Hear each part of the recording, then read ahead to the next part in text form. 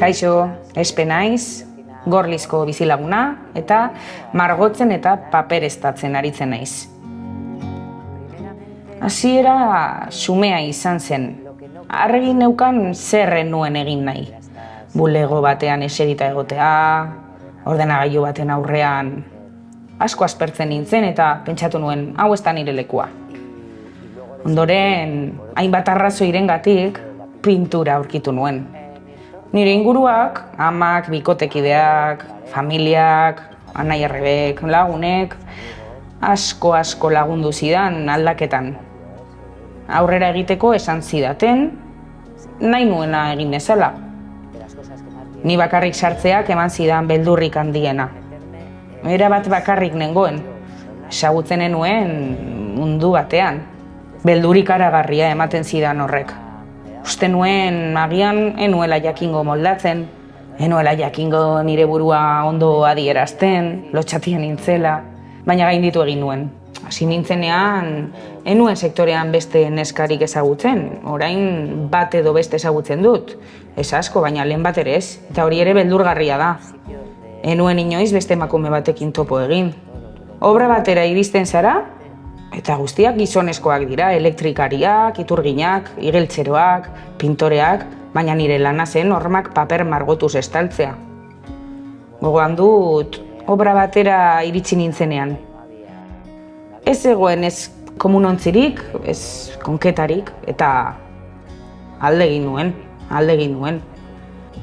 Bainua behar nuelako, nire lanerako, bainu bat behar nuelako joan nintzen.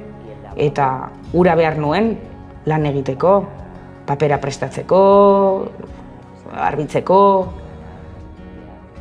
Alde egin nuen, eta harrituta geratu ziren, zoaz? Bai.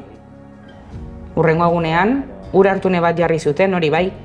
Eta, horrelako zera tresna kontu batzuk, latigilloak eta abar. Eta behin-behineko komun bat, lehen ez zegoena, erretiratutako bat eta berriz ekarri zuten eta hortxe jarri. Orduan itzuli nintzen.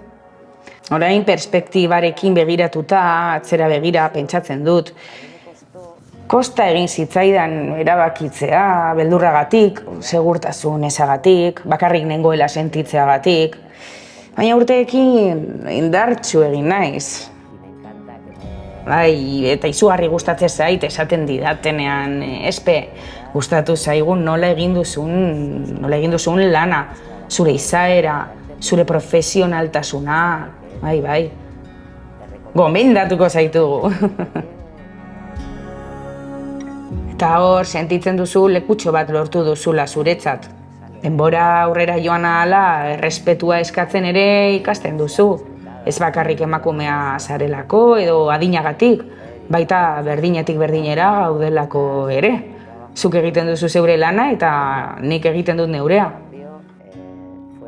Nire lan bizitzan, lanbide aldatzea izan da egin dudan honena. Zalantzarik gabe. Eta ikusten nauten neska eta emakume guztiei esango nieke animatzeko. Benetan liluratzen dutena egin dezatela, independenteak izan daitezela eta beren buruarengan konfiantza izan dezatela.